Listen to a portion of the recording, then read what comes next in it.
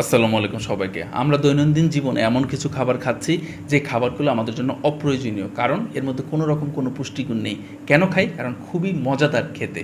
তার মানে হচ্ছে এই খাবারগুলো একদিকে যেমন আমাদের অর্থনৈতিকভাবে ক্ষতিগ্রস্ত করছে, টাকা নষ্ট করছে, দ্বিতীয়ত যেটি সেটা হচ্ছে আমাদের মূলত শরীরকে ক্ষতিগ্রস্ত করছে।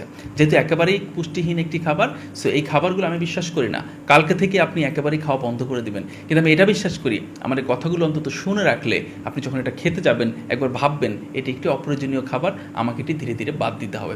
এক নম্বরে যেটি সেটা হচ্ছে ক্যান্ডি, যাকে আমাদের বাজারে মূলত সবাই চকলেট বলে চিনি, কিন্তু মূল যে চকলেট বলতে যেটাকে বোঝায় তার কিন্তু নিউট্রিশনাল ভ্যালু আছে। কিন্তু সাধারণত ক্যান্ডি, যেমন আপনি বাজারে যে 1 টাকা 2 টাকা করে যেগুলো বিক্রি হয় এগুলোর নাম ক্যান্ডি, এবং এগুলোর গায়ে লেখাও থাকে ক্যান্ডি, চকলেট লেখা থাকে না। এই ক্যান্ডিগুলোকে মূলত মূল উপাদান যেটি সেটি হচ্ছে সুগার, বাকি কিছু কেমিক্যাল রিয়েজেন্ট দিয়ে এটা তৈরি করা হয়। আপনি চিন্তা করে দেখেন, কেউ যদি বলে এটি মিল্ক ক্যান্ডি বা কাঁচা আমের ক্যান্ডি, মূলত এর মধ্যে কি মিল্ক বা কাঁচা আম দেওয়া সম্ভব?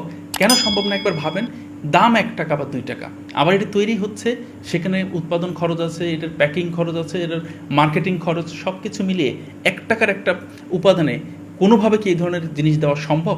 মূলত এটি ফ্লেভারিং এজেন্ট দিয়ে তৈরি করা হয় এবং এটির পুরোটাই ক্ষতিকর। যেহেতু এটি মূলত বাচ্চারা খায়, একটু খেয়াল রাখবেন এই অপ্রয়োজনীয় খাবারটা যেন তারা না খায়।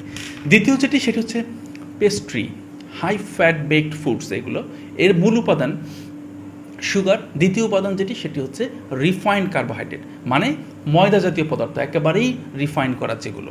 এবার আসেন, এটাকে আমরা একটা ক্লাসিক জায়গায় নিয়ে গিয়েছি, বিভিন্ন ব্র্যান্ডের নাম দিচ্ছি এবং খুবই একটা প্রয়োজনীয় জায়গায় নিয়ে গেছি, এবং একটি ক্লাসিক মানে আমাদের খুবই একটা অতীব প্রয়োজনীয় এবং আমাদের একটা স্ট্যাটাসের জায়গায় নিয়ে গিয়েছি, সেটা হচ্ছে পেস্ট্রি। বাট জেনে রাখেন, শুধুমাত্র ক্যালোরি বাদে এর মধ্যে আর কিচ্ছু নেই। সো আপনি খেতে পারেন, কিন্তু জেনে রাখবেন কোনো রকম সারাদিনের ভিটামিন মিনারেলসের কোনো অভাব পূরণ করবে না। যেটি করবে সেটা হচ্ছে আপনার মেদ বাড়াবে, আপনার ওজন বাড়াবে এবং আপনার অন্য অন্য খাবারের প্রতি আগ্রহ নষ্ট করে এই ধরনের খাবারের প্রতি আপনার আগ্রহ তৈরি করবে। 3 নম্বরে যেটি সেটি হচ্ছে চিপস, মোস্টলি সল্টেড ফুডস, প্রচুর লবণ, যেহেতু বাচ্চারা খায় মূলত। খেয়াল রাখবেন এটি যাতে ধীরে ধীরে কমিয়ে আনা যায়, কারণ এত লবণ, এবং সাধারণত 1 প্যাকেট চিপস আপনার আমার সারাদিনের লবণের যে চাহিদা তার চেয়েও বেশি পূরণ হয়ে যায়। এবার আসেন, বাচ্চাদের চাহিদা তারও কম। এত সল্ট খেলে তাদের আসলে ভবিষ্যতে যে হাইপারটেনসিভ হওয়ার যে ঝুঁকি সেটি বেড়ে যাবে। পাশাপাশি যেটি প্রচুর লবণের কারণে বাচ্চাদের জিহ্বার যে আপার লেয়ার, যেটি আসলে মূলত তার স্বাদের জন্য দায়ী, সেটাকে নষ্ট করে দেয়। সো এটা 3 নম্বর অপ্রয়োজনীয় পুষ্টিহীন একটি খাবার। 4 নম্বরে যেটি সেটি কোল্ড ড্রিঙ্কস, মূল উপাদান সুগার, আর বাকি যে উপাদান কার্বোনেটেড বেভারেজ যেগুলো, এগুলো আসলে কোনোভাবেই আমাদের সাধারণের খাদ্য তালিকার মধ্যে আনা যাবে না। বারবার বলি, তারপরেও আমরা অনেকে বিভিন্ন সময় বিভিন্নভাবে খেয়ে থাকি, কিন্তু মনে রাখবেন কোনো ধরনের পুষ্টি এর মধ্যে নেই।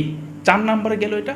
5 নম্বর লাস্ট, সেটি হচ্ছে আমরা এটাকে একটা শিল্পের পর্যায়ে নিয়ে গিয়েছি, সেটা হচ্ছে ডেজার্ট। একসময় আমরা পরিচিত ছিলাম না, কিন্তু বর্তমানে বুফে থেকে শুরু করে সব কিছুতে, মানে কোনো একটা রেস্টুরেন্টের ডেজার্ট আইটেম যত ভালো, সেই রেস্টুরেন্ট তত বেশি নামি দামি। কিন্তু মনে রাখবেন, ডেজার্টের মধ্যে কোনো রকম নিউট্রিশনের কোনো ভ্যালু নেই। আপনি ডেজার্টের প্রত্যেকটা আইটেমের নাম বলেন, আমি বলে দিচ্ছি। মূল উপাদান সুগার, মিষ্টি, আর দ্বিতীয় যে উপাদান সেগুলো হচ্ছে বিভিন্ন রকম, এই যেরকম আটা, ময়দা, এই টাইপের যেগুলো রিফাইন্ড কার্বোহাইড্রেট। সাধারণত ডেজার্ট আইটেমগুলো পুষ্টিহীন, এবং ডেজার্ট আইটেম যেগুলো আমরা খাচ্ছি, একমাত্র খাওয়ার পর যদি আপনি খেতে চান তাহলে আসলে টক দই খেতে পারেন ডেজার্ট হিসেবে। বাকি সব কিছু মিষ্টি যেগুলো আছে এগুলো থেকে আমাদের বেরিয়ে আসতে হবে। এই মোট 5টা যেগুলোর নাম বললাম, এগুলো পুষ্টিহীন, অপ্রয়োজনীয়, টাকা নষ্ট, শরীর নষ্ট। একটা তথ্য দিই, 2004 থেকে 2005 সালে বাংলাদেশে স্কুল গোয়িং বাচ্চাদের উপর একটা সমীক্ষা হয়েছিল। সেই সময়, মানে আমিও তখন স্কুলে পড়ি, সো সেই সময় দেখানো হয়েছিল যে বাচ্চারা সারাদিনের যে ক্যালোরি ইনটেক করে, খাবার খায়, তার মোস্টলি 527 ক্যালোরি পার হেড একটা স্টুডেন্ট দেখা যায় যে এরকম অপ্রয়োজনীয় খাবার থেকে গ্রহণ করে, এবং সেটা মূলত স্কুলের আশেপাশে থেকেই গ্রহণ করে। সো মনে রাখবেন, একটা বাচ্চা যদি প্রতিদিন 1000-1200 ক্যালোরি গ্রহণ করে, তারা 527 ক্যালোরি আসলে খেয়ে আসতেছে স্কুল থেকে, যেটা আসলে অপ্রয়োজনীয়। মানে আপনি যে খাবার খাচ্ছেন সেখান থেকে ক্যালোরি যেমন পাবেন, পাশাপাশি পুষ্টির চাহিদাও পূরণ হবে। কিন্তু যেগুলোতে শুধু ক্যালোরি রয়েছে, কোনো রকম পুষ্টির চাহিদা পূরণ হচ্ছে না, এই খাবারগুলি অপ্রয়োজনীয়, এবং বাচ্চারা এটি স্কুল থেকেই মূলত খেয়ে আসে। মনে রাখবেন এই বিষয়গুলো, এবং অপ্রয়োজনীয় খাবার যতটুকু পারেন আপনি অ্যাভয়েড করবেন, আপনার পরিবারের শিশু সন্তানের জন্য সেটি অ্যাভয়েড করে সেদিকে খেয়াল রাখবেন। ভালো থাকেন সবাই, আল্লাহ হাফেজ, আসসালামু আলাইকুম।